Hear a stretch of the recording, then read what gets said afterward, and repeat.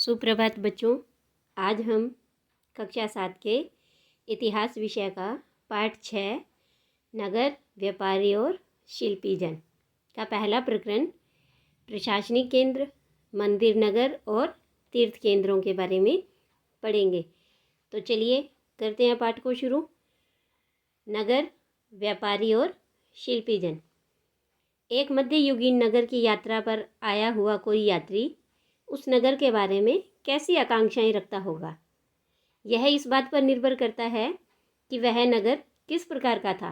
क्या वह एक मंदिर नगर था या एक प्रशासनिक केंद्र था, एक वाणिज्यिक शहर था या एक पत्तन नगर था, या फिर किसी अन्य प्रकार का शहर था। वस्तुतः कई नगर तो एक साथ अनेक प्रकार के थे। वे प्रशासनिक नगर और मंदिर नगर होने के साथ साथ वाणिज्यिक कार्यकलापों और शिल्प उत्पादन के केंद्र भी थे। तो इस पाठ में हम पढ़ेंगे कि नगरों के प्रकार कौन कौन से होते हैं, कि कुछ नगर जो हैं वो मंदिर नगर थे, प्रशासनिक नगर थे या वाणिज्यिक कार्यकलापों और शिल्प उत्पादन के केंद्र थे। इन सब के बारे में हम पढ़ेंगे। तो देखो, सबसे पहले यहाँ आपको एक भारत का मानचित्र दिखाया जा रहा है, जिसमें कि मध्य भारत और दक्षिणी भारत के प्रमुख व्यापार और शिल्प उत्पादन के केंद्र दिखाई दे रहे हैं। तो देखो, जैसे इसमें है कि यहाँ सूरत, हम्पी और मसूलीपट्टनम ये प्रमुख व्यापार और शिल्प उत्पादन के केंद्र थे। इसके अलावा देखो, आपको यहाँ नीचे दक्षिणी भारत में भी कई शहर और कई प्रमुख केंद्र भी दिखाई दे रहे हैं, जैसे तंजावुर, उरैयर, मदुरई, महाबलीपुरम, तिरुपति, मद्रास, कांचीपुरम, तिरुवन्नमलाई, कमालपुरम, स्वामीमलाई।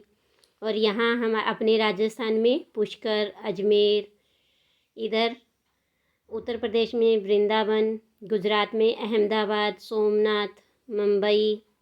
तो इस तरह से ये काफ़ी प्रमुख केंद्र थे जो व्यापार और शिल्प उत्पादन के नगर या केंद्र कहलाते थे।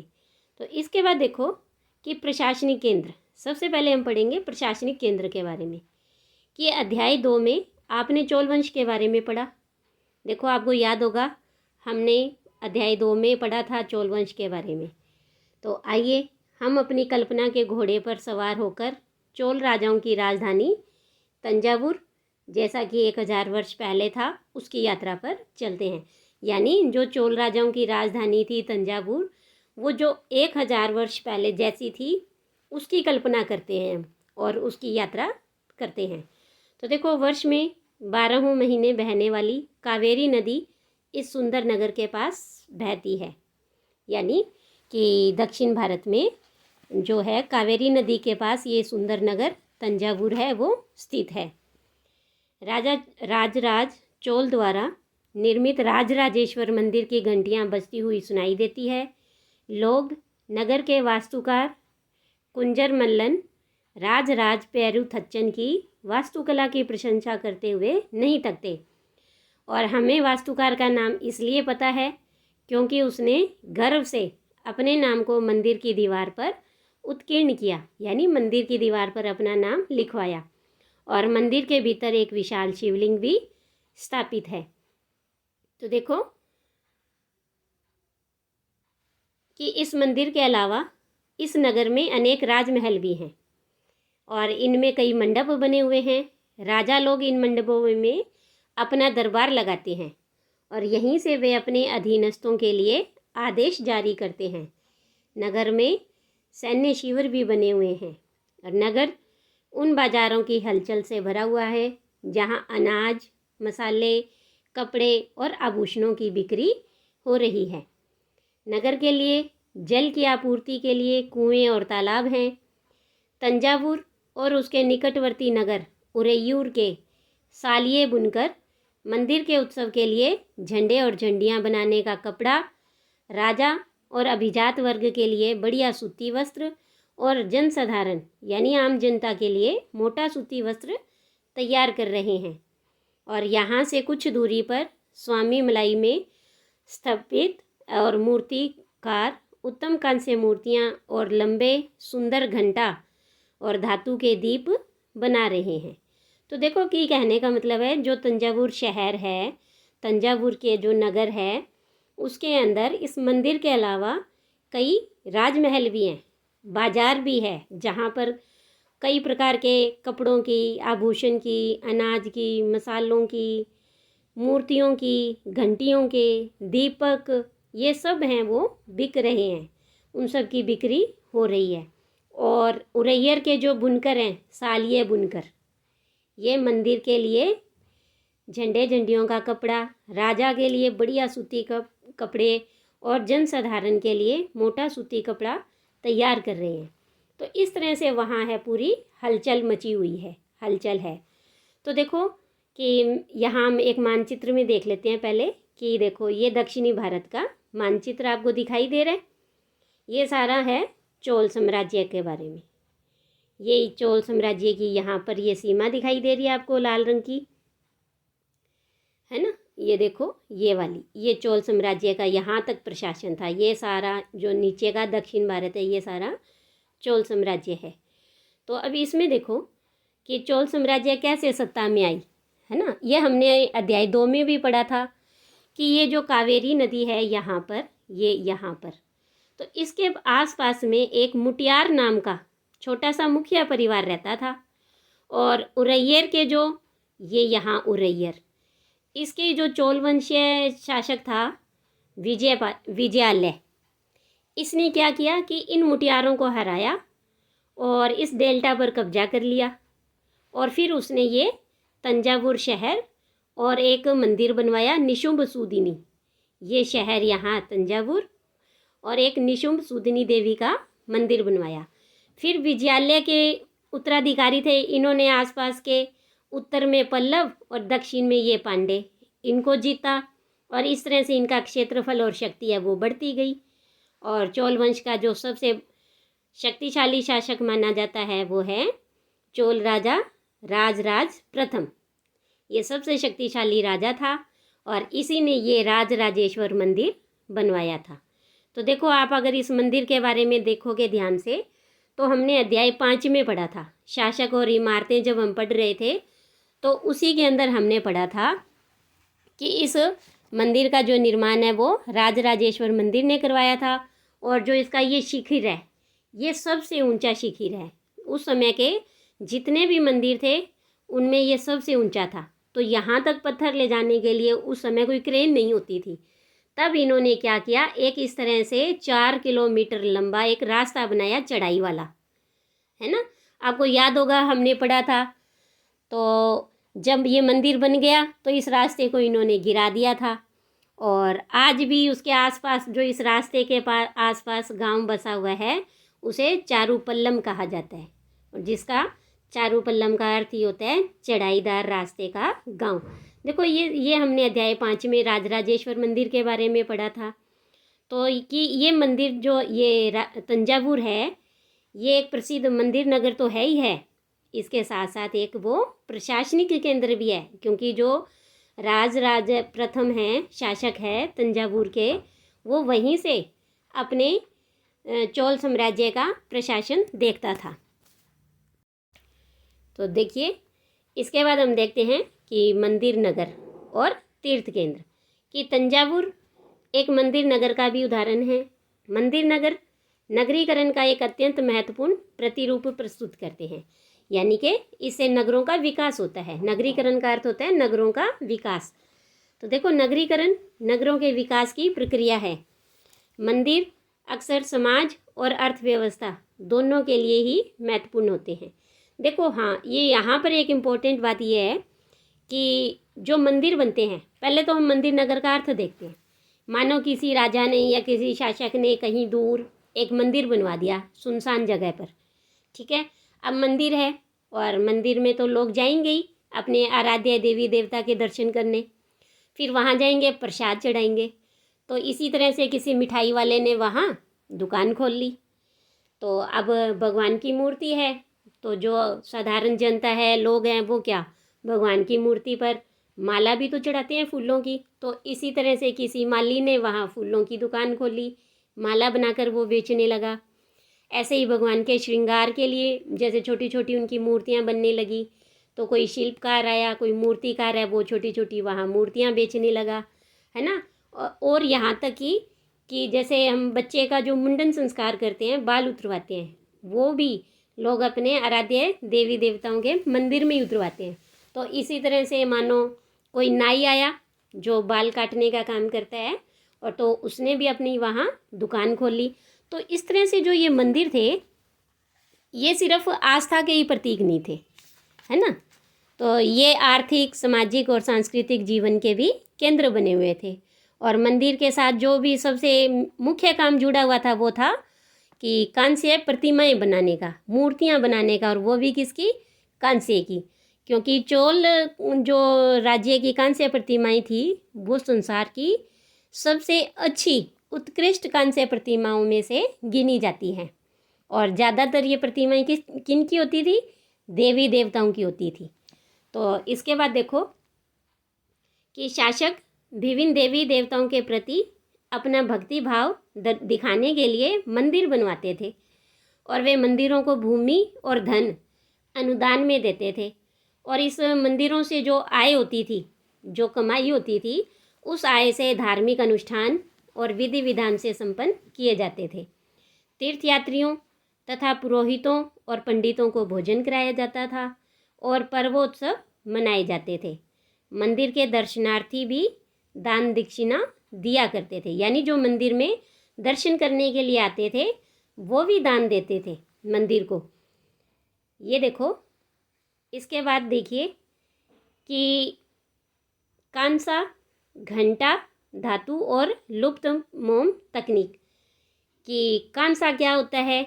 अभी हमने पढ़ा था कि जो चोल साम्राज्य की कांस्य प्रतिमाएं हैं वो पूरे संसार में सबसे अच्छी प्रतिमाओं में से गिनी जाती है। तो कांसा एक मिश्र धातु होती है जो कि तांबे और रांगे के मेल से बनती है। रांगे का मतलब होता है टिन, यानी टिन से मिलती है। तांबा और टिन मिला करके जो धातु बनती है उसका नाम है कांसा। तो घंटा धातु में रांगे का अनुपात है वो किसी भी अन्य किस्म के कांसे से अधिक होता है। यानी जब घंटे बनते हैं तो उस धातु के अंदर रांगे का अनुपात है वो औरों से थोड़ा अधिक होता है, तो यह घंटे जैसी ध्वनि उत्पन्न करती है। चोलकालीन कांस्य मूर्तियाँ देखो, हमने अध्याय 2 में भी देखा था। आपको पहले मैं दिखाई देती हूँ कि ये देखो, आपको याद होगी, है ना, कि ये मूर्ति हमने देखी थी अध्याय 2 में कि इसे कैसे कितनी सुंदर अलंकृत किया गया है। इनके सारे देखो गहने, कुंडल, कानों के, हाथों में कंगन, कमरबंद, सब पैरों में पायल, तो इस तरह से सुंदर अलंकृत किया गया था। ये हमने अध्याय 2 में देखा था, है ना। तो अब यहाँ से देख लेते हैं हम कि चोलकालीन कांस्य मूर्तियाँ लुप्त मोम तकनीक से बनाई जाती थी। तो देखो, ये लुप्त मोम तकनीक क्या होती है और किस तरीके से बनाया जाता है, कि इसके अंतर्गत कैसे मूर्तियाँ बनाते हैं। तो इस प्रविधि के अंतर्गत सबसे पहले मोम की एक प्रतिमा बनाई जाती थी, यानी मोम की एक मूर्ति बनाते थे। फिर इसे चिकनी मिट्टी से पूरी तरह से लीप कर सूखने के लिए छोड़ दिया जाता था।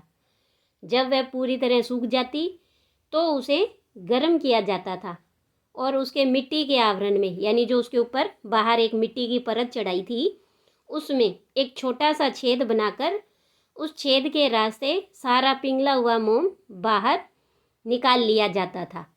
फिर चिकनी मिट्टी के खाली सांचे में उसी छेद के रास्ते पिघली हुई धातु भर दी जाती थी, और जब वह धातु ठंडी होकर ठोस हो जाती, यानी कठोर हो जाती, तो इस चिकनी मिट्टी के आवरण को सावधानी से हटा दिया जाता था, और उसमें से निकली प्रतिमा को साफ करके चमका दिया जाता था। तो इस तरह से ये कांसे की मूर्तियाँ तैयार होती थी। और ये चोल साम्राज्य की देखो सबसे प्रसिद्ध है मूर्तियाँ, जो कि पूरे संसार के अंदर प्रसिद्ध हैं। तो देखो, नीचे एक प्रश्न है कि आपके विचार से इस प्रविधि के प्रयोग के क्या क्या लाभ थे। देखो, ये तो हमने पढ़ ही लिया कि लुप्त मोम तकनीक क्या है और कैसे इस तरह से मूर्तियाँ बनाई जाती है, लेकिन इसके लाभ क्या थे। तो देखो, इस विधि से, यानी लुप्त मोम विधि से जो कांसे की मूर्तियाँ बनाई जाती थी, इस विधि के प्रयोग से जो मूर्तियाँ तैयार होती थी, जो प्रतिमाएं तैयार होती थी, वो एक तो सस्ती और सुंदर बनती थी। दूसरा, इन प्रतिमाओं की जो चमक है वो बहुत ज़्यादा होती थी। इसके साथ साथ कि ये मिट्टी और मोम के होने के बावजूद भी ये बहुत ज़्यादा कठोर होती थी, मजबूत होती थी ये। तो इस विधि से जब भी प्रतिमाएं बनाई जाती थी वो सस्ती और सुंदर होती थी। तो देखो, इसके बाद देखिए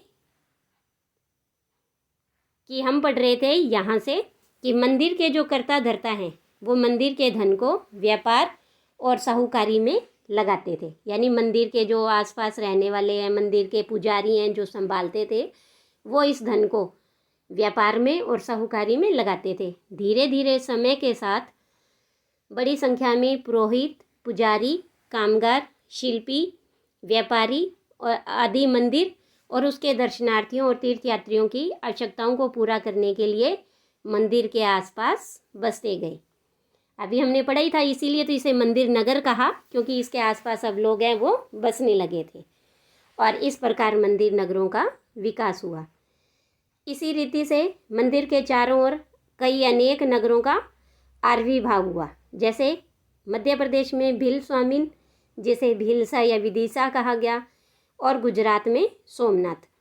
कुछ अन्य महत्वपूर्ण मंदिर नगर ऐसे ही बने जो तमिलनाडु में कांचीपुरम और मदुरई और आंध्र प्रदेश में तिरुपति, ये भी सब मंदिर नगर हैं।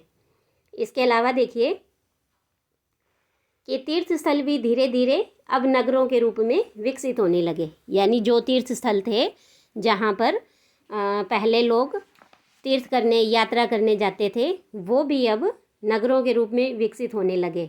जैसे वृंदावन उत्तर प्रदेश में है और तिरुवन्नमलाई ये तमिलनाडु में है। ये ऐसे ही नगरों के दो उदाहरण हैं। ऐसा ही एक उदाहरण और है हमारे यहाँ राजस्थान का अजमेर। 12वीं शताब्दी में चौहान राजाओं की ये राजधानी था और आगे चलकर मुगलों के शासन में वह सूबा मुख्यालय बन गया। और यह नगर धार्मिक सह अस्तित्व का एक उत्कृष्ट उदाहरण प्रस्तुत करता है। तो देखो, धार्मिक सह अस्तित्व से यहाँ मतलब है कि इसमें हिंदू और मुस्लिम दोनों ही प्रकार के जो समुदाय थे वो यहाँ आते थे। तो कैसे? देखो, सुप्रसिद्ध सूफी संत ख्वाजा मोइनुद्दीन चिश्ती यहाँ 12वीं शताब्दी में बस गए थे और उनके दर्शनार्थी और श्रद्धालु सभी पंथों और मतों के हुआ करते थे। देखो, सूफी से यहाँ क्या तात्पर्य है? देखो, सूफी होते हैं ना, ये लोग क्या है कि धर्म के बाहरी आडंबरों को, कर्मकांडों को, या जो बाहर के नियम वगैरह बने हुए हैं उन्हें अस्वीकार कर देते थे। और इनका ये मानना था कि ईश्वर के प्रति प्रेम होना चाहिए और सभी मनुष्यों के प्रति हमें दया का भाव रखना चाहिए। तो इन लोगों का ये मानना था। और ऐसे ही एक सुप्रसिद्ध संत हुए, सूफी संत, जिनका नाम था ख्वाजा मोइनुद्दीन चिश्ती, और इनके बारे में हम आगे अध्याय 8 में पढ़ेंगे। तो ये जो संत हैं ये 12वीं शताब्दी में यहाँ आए राजस्थान के अजमेर में, और उनके दर्शनार्थी और श्रद्धालु ये सभी पंथों के और सभी मतों के होते थे। यानी कि इनका ये मानना था, इन लोगों का ये मानना होता था कि सूफी औलियाओं के पास चमत्कारिक शक्तियाँ होती हैं जिससे ये क्या आम लोगों की बीमारियों को, तकलीफ़ों से छुटकारा दिला सकते हैं। तो इसीलिए जो सूफी संत की दरगाह होती थी वो एक तीर्थ स्थल बन गया, है ना। तो ऐसे ही अजमेर के अंदर एक इनकी जो दरगाह बनी हुई है संत ख्वाजा मोइनुद्दीन चिश्ती की, वो एक पवित्र तीर्थ स्थल बन गया और यहाँ सभी धर्म के लोग हजारों की संख्या में इकट्ठे होते हैं। और ऐसे ही अजमेर के पास एक पुष्कर सरोवर है, वहाँ भी प्राचीन काल से ही तीर्थयात्री आते रहे हैं।